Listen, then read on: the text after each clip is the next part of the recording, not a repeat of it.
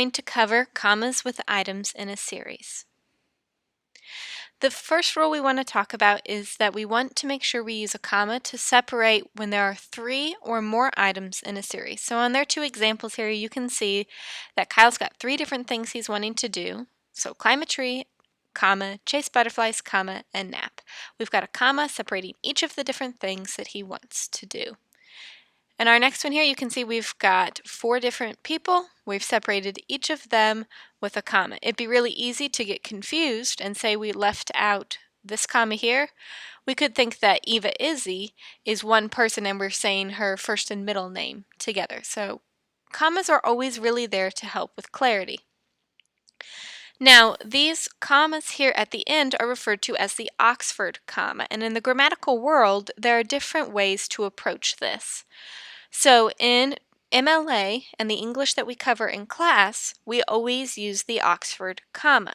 But in some forms of APA, especially in journalistic writing, they do not always use the Oxford comma, and this can cause a lot of issues in certain sentences. So I've got a little graphic here to help kind of illustrate this. So here we have the sentence, we invited the rhinoceri, Washington, and Lincoln. We have them separated with commas, so it's really clear that they are 3 separate things. But if we take out the comma, that Oxford comma, between Washington and Lincoln, it makes it sound like we invited the rhinoceri. Which ones? Washington and Lincoln. So here's kind of a visual for how things can get kind of garbled without that Oxford comma. There actually have been court cases that the ruling has come down to an Oxford comma. So they are a very, very important piece of punctuation. Now here it goes on to give you a few more examples of why it's so important that we have those commas, where they are, to make sure things are very clear.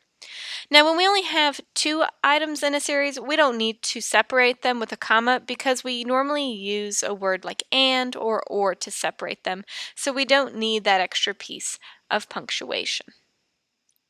We'll do a few together.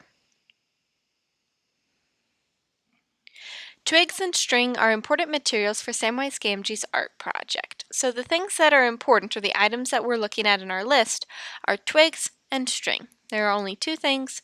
We do not need a comma.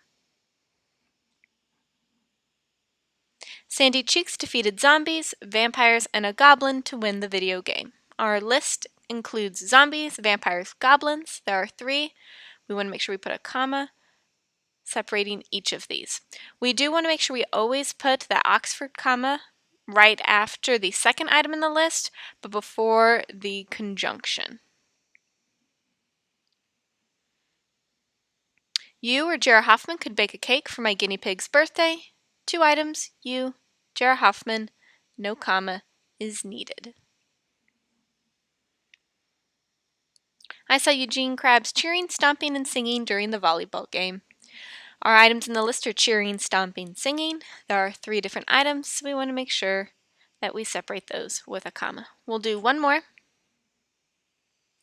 J.R.R. Tolkien winked and smiled at all of his fans. There are 2 items. We do not need a comma. They don't have one in the sentence, so this one is ready to go.